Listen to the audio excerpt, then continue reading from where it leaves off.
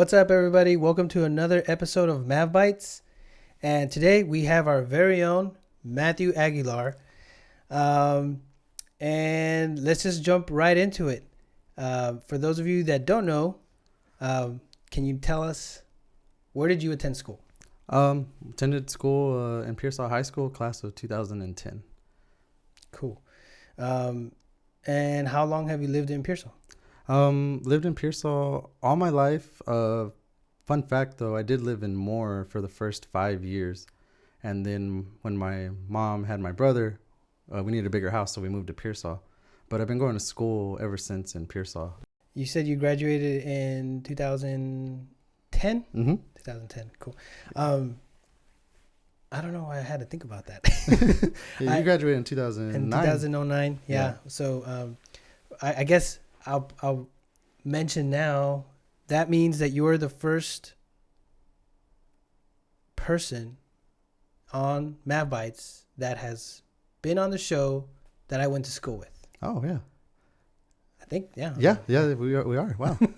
We need more people on the show like that. So that another landmark. And then what would you say, how was Pearsall then? 2010 till now, that's 12 years from now since back then.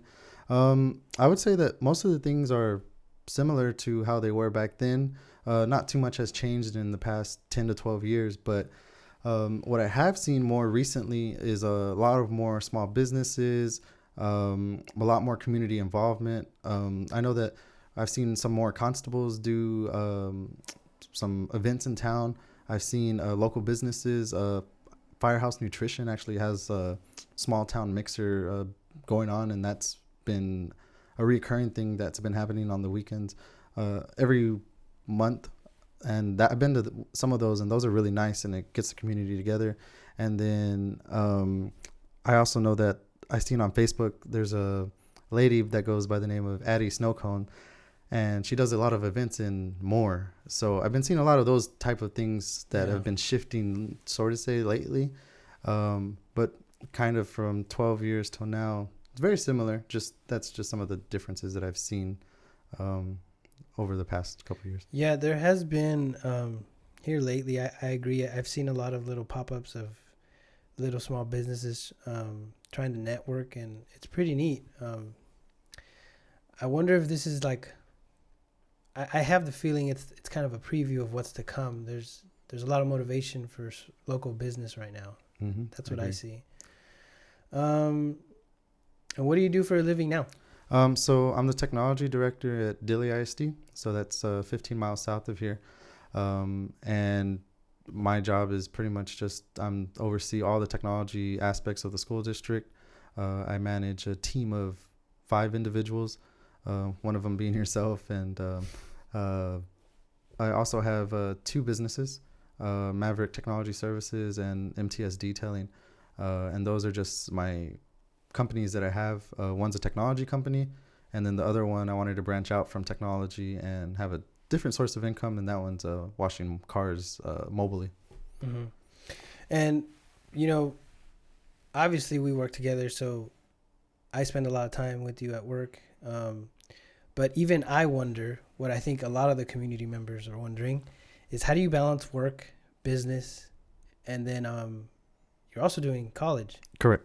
So I just freak out. I'm always like, I don't know how he does it, but somehow he does it. And sometimes I feel like it's probably fake, but there's no way. Yeah. No, well, it's a lot of things that I'm involved in, besides from work, the 2 businesses that I have, college, getting a master's degree. We also have Mavbytes. I'm part of Rotary, volunteer at just multiple events here and there. I do a lot of things, and one of the ways that I manage all these things I'm a part of is just prioritizing which one is just prioritizing them. And if there's a deadline for college that's on Friday, well, I know I have time to be able to do some work stuff, whether it be like Maverick technology stuff or detailing stuff, or I could be studying maybe 2 days before. It's all about time management and prioritizing what you have to do and when it's due. On top of that, there's also really recently I've been just trying to make sure that whenever you have too much work, that you just know how to say, okay, I'm busy at the moment, and I'll get to that, accept that project or that job or that. Try not to overload yourself, because if you do too much, then that will become a problem. But recently I've been able to just acknowledge and be aware of whenever there's too much going on, and then slowing down just a little bit and then doing that. But you always want to prioritize the things that matter most and that are going on. Well, I've definitely been a witness of that, and it's something that has motivated me to I guess take advantage more of the time that I have. And like you said, once I have those things, prioritize, according to my schedule, what best can I do now, and then just take it one thing at a time. Yeah. I think we could always do more. Just in general, if you kind of audit yourself throughout the day, like what are you doing throughout the day? If you're maybe spending like an hour on social media or two, well, maybe you could do something maybe a little bit more productive with your time. And that's kind of how I viewed some of these things that I do. I don't like just kind of going home and sitting on the couch and watching TV. There's nothing wrong with that at all. But that's just me. I like keeping busy. And these are some of the things that I do to keep busy, and they're productive, and they also make money. So I like doing all those things. Cool. What would you say is your favorite thing about Pearsall? My favorite thing about Pearsall is just that it's a small community. Everybody knows each other. And even though that we're a small community, we're doing big things, whether an individual starting a small business and making it big and traveling elsewhere and making lots of money off of that and providing a successful business. We have that. We even had George Strait. That's huge, right? I feel like that's not mentioned enough. Yeah.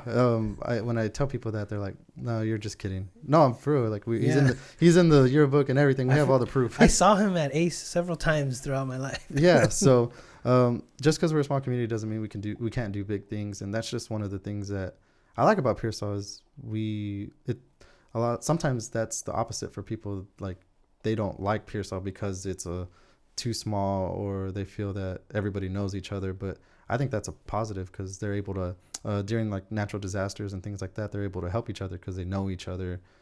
We help each other, and I like all. That's why I stay here and everything, and I'm invested in it. So that's awesome. I would say that it is crazy how much this is a small town, but I think it's the biggest town on 35. From San Antonio to Laredo. Yeah. Even compared to, like Lido. Yeah, we have the biggest population for sure. And I think that's a good business opportunity for a lot of businesses, and bringing those into Pearsall. I know there's some talks of some new businesses coming into Pearsall, so that's exciting. But yeah, I think Pearsall has the room to grow, and it's just a great place to be. So you're here because you're running for school board. Correct. At Pearsall ISD. Yes, place 6. Place 6. And for those of you who may not know, could you tell us, what does a school board member do and why it is important? Yeah, sure. School board member is a local elected person who is in charge of governing and doing oversight of the school district. It's in partnership with the superintendent. The school board sets the priorities, the goals, the vision, and then the superintendent carries out those goals and vision. And the school board members are in charge of doing the budget, adopting policies, communicating with the community, setting tax rates, just a lot of oversight of the school district. And then it's important that school board is on top of that, and then the superintendent carries out that. And it's a good checks and balance type system. Between the school board and the superintendent. Yeah. What made you decide to run for Pearsall ISD school board? Good question. If I was like a high school student, I would probably not see myself running for school board if you asked me at like when you're in school and everything. But as you're a citizen of the town that you grow up in, you mature a little and you see the product of the schools that we have, and you just kind of talk to people on a daily, and then they mention some stuff about the school, whether it be positive or negative. You just start kind of intaking all that information, and then you start formulating some opinions.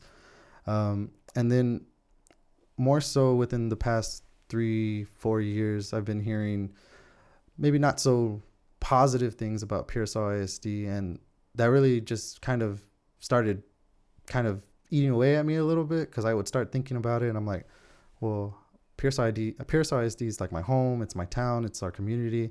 So the more and more I began to hear some of the problems and concerns and of the community, I started formulating in my head, well, I can make a change. I know a lot about school administration. I know a lot about finance, budgets, school personnel. So all these things in my head made me just want to start running for school board. A lot of what I've been hearing is some of them are staff concerns, maybe some pay concerns. I know that there's been some talks about some transportation issues. And it's not to say that Pearsall ISD just has these problems, because it's kind of widespread, but I'm aware of these issues and I want to be able to help resolve some of these issues that we have. So it's just really taking a part in local governance that I can make a change for. And what better than do it for your own hometown? Yeah. I grew up here, lived here all my life. Will continue living here. I have a 2-year-old son who's not in school yet, but he will be in school in Pearsall. So I want to make the school better, not just for him, but for the all over students in Pearsall ISD. And do you think that, working at Dilley ISD as a tech director has given you like kind of a experience, and like you're just able to see firsthand what it's like to be within the district and work? Like, is that really what you think is, because I guess the reason I'm asking that is because sometimes I wonder like what these school board members bring to the table, and I wonder if they've ever been within a school district. I mean, for sure there have been some on there that I can think of that have been a part of the school district, have put a couple of years in.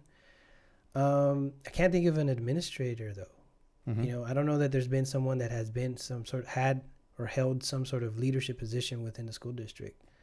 Of course, I don't know all of them, over the years, but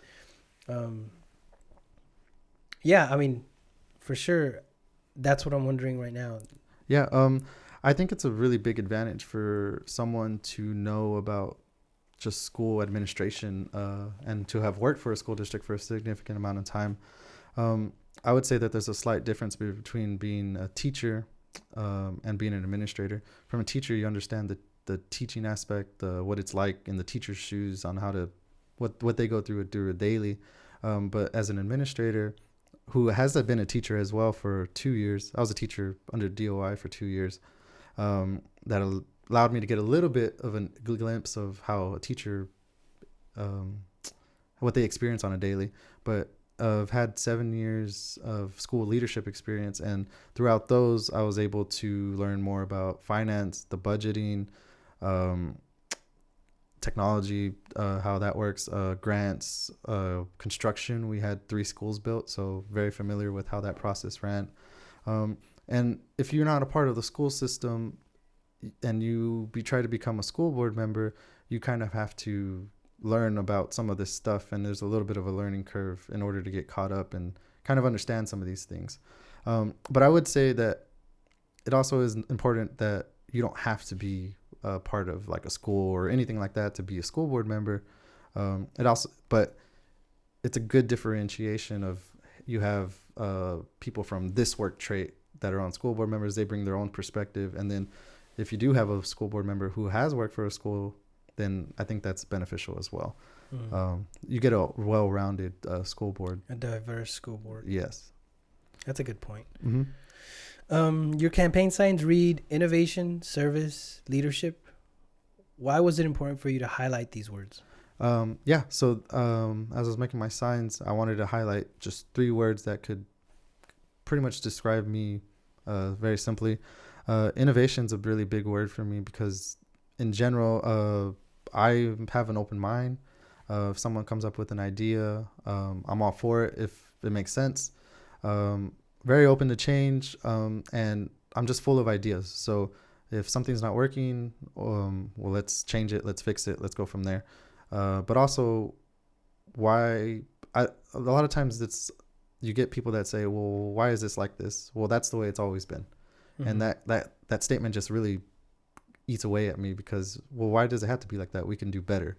We can innovate. And why can't we be the school that leads the way to do certain things? So that's kind of where the innovation comes from. Service is, I just want to serve the community. I want to be the person that we go to school board meetings. You are representing the school professionally. You're ready to serve the community. And you're able to listen to all their concerns, suggestions, and alongside that, make your own educated answer to what needs to happen, and then take that initiative right there. And then leadership, to just be a really good leader for Pearsall ISD, to have full transparency and to have accountability, I believe is what makes a good leader.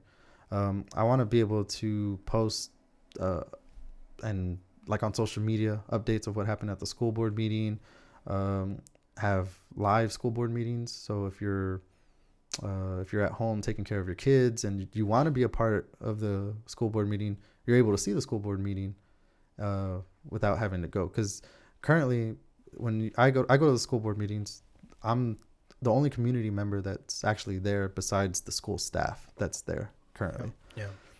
And that doesn't mean that no one from the community wants to be involved in the school board, what's going on at the school. But I think that if we made it more accessible to the community, we would be able to get more engagement from the community. Whether it just be a couple that watch now and then it goes up from there, well, it's a start, and then we can go from there. So it's just some of my ideas for that. And I mean, one of the things that I'll point out on that is, your ways of innovating and your way of leading is rooted a lot in your background in technology. Correct. So those things that you mentioned, I mean, the streaming itself, that to me was a game changer during, the COVID days that they started doing that. Some districts have stopped, and that's unfortunate, because I think it is a matter of accessibility. I know. I wonder if people don't go because of the time, or there's so many things going on. But if these things are streamlined, whether it be actually being streamed or even just being provided as footage on like a YouTube channel to go reference, hey, I didn't get to watch the stream, but I know I can go watch it here. Which I think every district still provides some sort of like the notes at least. Yes. But the difference between notes that are jotted down or the minutes and a YouTube channel dedicated to just providing this would be like, yes, such a game changer. So yeah, and they did stream it during COVID. There was the Open Meetings Act. They allowed it to be done that way so that you don't have people going in person. But once it ended, the school ended the live stream. Technically, they're not required to do it, but I think it just provides an extra level of transparency that is good, and then you get the engagement of the community in it as well. Yeah, for sure. Yeah. Why do you feel you would be a good school board member? So I think I would be a good school board member just because I do have a lot of school experience and I understand a lot of what's going on in the district. I'm able to see the budget and kind of decipher the line items. They have budget codes in there, and I would be able to kind of read it and be able to see like, okay, we are using a lot of money for this. We'll ask the appropriate questions and go from there. I also have the technology experience, so I know a lot about technology, the financial sides, the construction side, and it's not to say like I'm an expert in like construction or business, but I have a really good idea of what's going on in those aspects, and it will just I prevent that learning curve that some people might have whenever they're going from there. If elected, what are 3 things you hope to accomplish at Pearsall ISD? If elected, there's 3 things that I would like to get accomplished. One of them is retain and recruit highly qualified staff members. So what that means is the staff members that we currently have, make sure that we're retaining them, and we're doing the things that we need to do to keep them wanting to come back to Pearsall ISD, and then recruit highly qualified staff members. So we're competing with San Antonio and surrounding school districts. So we got to make sure we're competitive with competitive pay on the market, offering incentives to our staff, whether it be retention stipends or maybe we pay for your education, things like that, to make people want to come to Pearsall ISD because we have these good benefits and initiatives that we have. And then another one is improve the culture at Pearsall ISD, just making Pearsall ISD in general just a better place to work for. So whether we need to send surveys to staff to gauge what they feel and make changes in that aspect, just really working with the superintendent to make it a better place to be in general overall. And in doing these 2 things, it also leads into this last one, which is really important, which is making sure that our academics are a priority. So in the past, our school was on the risk of being shut down. We had consecutive ratings of improvement needed. Mm-hmm. So that's IR. And then when you have a certain amount in consecutive order, you're in risk of being shut down. So in 2015 was our last IR rating. In 2016 and 17, we met standards, so we were good. And then in 2018, intermediate and Ted Flota's elementary were back to IR rating. And then in 2019, we had a D rating. So what that just kind of tells me is that we were in trouble for a little bit. We got out of it, but now it's slightly going back, regressing a little bit. And as of 2019 was the last time that we were rated because we had COVID. So during COVID, 2020 and 2021, accountability was kind of frozen. So you got a not rated by default. So what that means is that now that COVID's over, next year we'll probably be rated, and COVID messed up a lot of things, and our scores are probably going to go down a little bit just because of the bystander of that. So I want to maybe not a little bit. Yeah, maybe not a little bit. A lot of schools are dealing with this issue. So yes. Once that accountability comes back, I just want to make sure that we have a focus and a plan, and we're really aware that we need to fix our academic rating so that we don't go back to where we were in the past. So those are just some of the things that I really want to do whenever I get on there. So things were rough, they improved, then it started getting a little rough again, kind of dicey. Then COVID hit, and COVID hasn't done any good anywhere. No. Yeah, it's hit education pretty hard. And I think that's both you and I work in school districts, and anybody who's worked in a school district saw, what that was like. And it's still, and now, as the world is kind of rebooting and starting up again, we're the ones having to deal with the repercussions of what it did to the students. Yeah, there's this thing called gaps between students learning and like their what they understand, and the amount of time they leave or are not given a good education hurts them coming in and moving forward. And so yeah, trying to close the learning gap is really a key that we need to do. And then from there, once we close that gap, how do we accelerate from there? Not use COVID as an excuse of this is why we're behind, but use it as an awareness piece, and then try to make our school better. So what do we got to do to close that gap and go from there? Yes. Do you feel any pressure to be running for this position of school board? I think every public office has some type of pressure that is put on them because you put yourself in front of the whole town or county if you're a county position. So that's one piece of the pressure, but in my head, I view the pressure in a good way because it creates accountability. So you know that all these people are relying on you to make the best decisions for the school district, and that holds you accountable to make sure that you do your best to make these decisions. So I see the pressure as a good thing. And I also think it helps you grow as a person. Normally, I wouldn't be in front of the cameras right now. I would be like behind the cameras kind of doing that. But being in a elected position, you have to put yourself out there. And this is one of the ways that you do that. So there's a lot of pressure right now for me, but you need to do certain things and put yourself out of that comfort zone in order to do things and just grow from there. So I like the pressure. It pushes you to do better things. Yeah.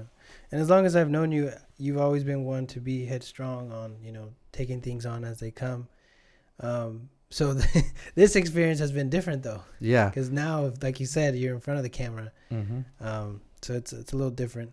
Yeah, it's a little bit more intimidating than just speaking in front of like a whole group of people. You have lights everywhere. You have hundreds of people watching, but it's something you do. And once you do it once, you do it again, you just become more better at it and you grow. And also for me, that's kind of the reason why we found Mavbytes.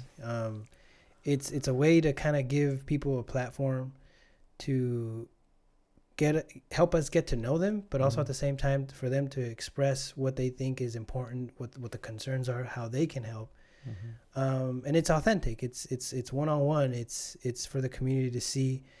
And I mean, that's for sure. That was something I wanted to mention. The fact that you're on here, talking why you want to be on the school board, but also why we thought Mavbytes would be a good idea and how it would play an important piece or an important part in the community of Pearsall. Yep. And also the surrounding areas. So, yeah, I think Mavbytes is a great thing. We'll probably have an episode on it later on that kind of just describes it all. But for sure, in the community, Mavbytes has been well received. So that's a good project that we are a part of. So perfect. What motivates you to work hard? A lot of the things that motivate me to work hard are, I have a 2-year-old.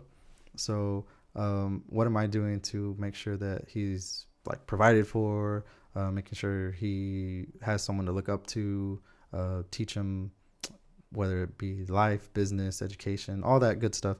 That motivates me a lot, more so recently. And then just I want to make sure that everything I do is for a purpose, and I like doing a lot of things. Like I don't like just sitting down and doing nothing. Like and then being able to do like a lot of different type of services good and effectively, like learning something new, all those types of things just kind of motivate me to be a better person in general. So you kind of mentioned this earlier, but you're known among the community as the guy that takes good pictures. You've been seen at football games, prom, weddings, quinceañeras, and all kinds of, just events throughout the town. I wanted to ask what led you to discover that talent of taking pictures, and how are you everywhere? So that's a funny story because I watch YouTube videos a lot, just on anything really. And then there's kind of just like those suggested videos, and you start kind of just going down the little rabbit hole of videos, and there was videos of just people taking photos, and I was like, okay, that's fine. But then they started breaking it down into like the technical aspect of like, well, if you do this and this, you adjust the lighting and you take this picture and do that. So that just started catching my eye, the technical part of it. And I always told myself, like, I'm a really good technical person, but I'm not a really good like creative person. So I took it as a challenge to myself. Hey, what if I learn how to do photos and do it well? Then I'm improving my creativity, and I'm also learning a new skill and also adding a new service, really. So began just watching YouTube videos like nonstop, and then started just taking photos here and there, and then started just getting better at it. And then people started noticing, started asking like, hey, well, can you take my pictures here? Can you take my pictures there? And then it just kind of grew from there. And I think photography is a really good skill to have and service to have, because you're capturing memories of people in their life. And if you do it well, that pictures last forever. A lot of times the pictures I take, I kind of have the mentality when I'm taking the picture that this picture is probably one of the better pictures that they have of them in general. Whether it be like I'm taking a picture of a quince, that picture will probably be on their wall for the rest of their life. Like, those are the things that go through my head. So I want to make sure that I do a really good job. And really how I'm everywhere is just people call me to do like, hey, can you do this real fast for me and take this picture? I'm like, oh yeah, I could do that real fast. So it's just kind of, it's a fun thing that I'm able to do and capture memories, and it's great. Cool. I feel like you captured like a modern day, like life event skill developing and then becoming part of you and becoming part of like business that helps you bring in income. Yeah. I mean, you mentioned YouTube and like, yeah, YouTube's great. And then like along that side, like I like making sure that I see people who are starting to like learn photography, and I try to make it a point to help them, because I was able to learn it really fast because I'm technical in general, but a lot of people might not understand some of those things. So I make it a point to try to help people learn photography, because it's a really good skill to have, and they can make money, and they're just starting off maybe like a small business or something. And I think that there's enough work to go around so that if I help them and they become good, perfect. Like there's enough business to go around. And I think a lot of people should have that mindset and helping small businesses grow if you know how to help them. And that's the thing that I think I really wanted to kind of also emphasize, because as far as I've known you, and you've been doing this for a while, and it seems like, you know, everyone that ends up becoming or falling into your circle ends up having some sort of business of their own. As far, I mean, I can't think of someone that's not. I mean, our whole tech department. Yeah, for sure. I think, yeah. Well, what I was gonna say on it was, I think that for reasons like that, I think is what's kind of happening right now in our community, where they're taking advantage of these things. I mean, because that's all you've done. You took advantage of what you had access to, YouTube. You know, you learned a skill. You invested in yourself. You developed this trade. And that's really no different from, like, you know, what school offers, you know, in education, you know, Pearsall ISD, Dilly ISD, whatever you have. And it's so cool for you to have been a product of Pearsall ISD, but also you took the time to invest in yourself in different ways to learn skills, to improve your skills. And then you turned that into a business. Correct. And that's what I meant about like how I think there's a lot coming there. I think right now we're about to get into the golden age of businesses.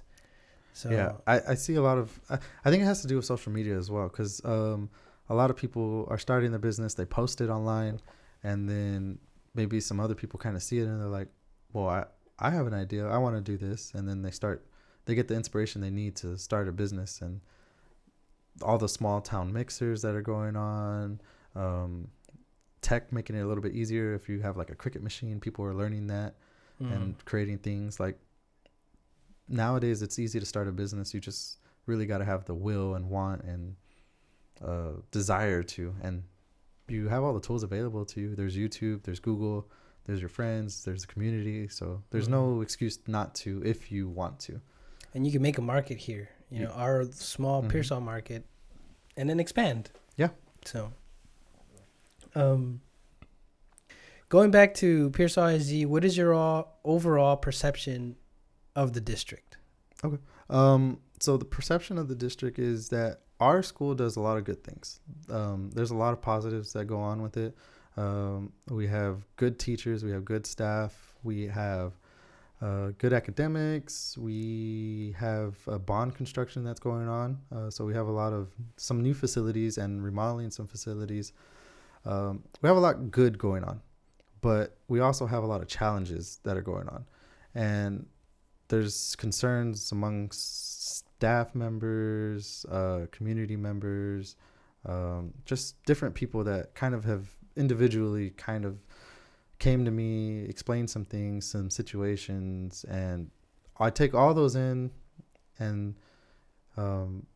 they just kind of concerns that kind of weigh on me, and that's one of the reasons why running for school board kind of just started popping up in my mind, because I'm like, okay, well, I can help resolve some of these and go from there. But the perception of the district is that we are a small school district. We're doing great things. We have challenges, but they're fixable. And if you have the right people in the right place, you're able to take the district from being good to being great, and even going above and beyond from there. And that's kind of where I'm wanting it to go. I don't want it to just be like, let's get it up to normal and call it a day and we're good. I want it to be a recognized school. Why can't we do this? That school's doing that. Why can't we do that? Well, why can't we do something better? So we're just making Pearsall better than it is at the moment. And what would you say would make Pearsall ISD better? Or where would you see the district in 10 years? So I would see that we have state-of-the-art facilities. So if we're going to build something new, why can't we make it one of the best ones that we do have? So if we make a new high school, let's not just rebuild our current high school. Well, maybe we add a culinary specific spot. I know we have one now, but can we make a better one? Can we make our CTE labs just state-of-the-art, have the best computers, the best 3D printers, drones, like all that good stuff, like have the best. There's a cost associated with that, but being realistic and practical and all that, just making it the best that we can make it. And then I don't know if they've tried to do this or not, but start the questions of, can we have an early college high school?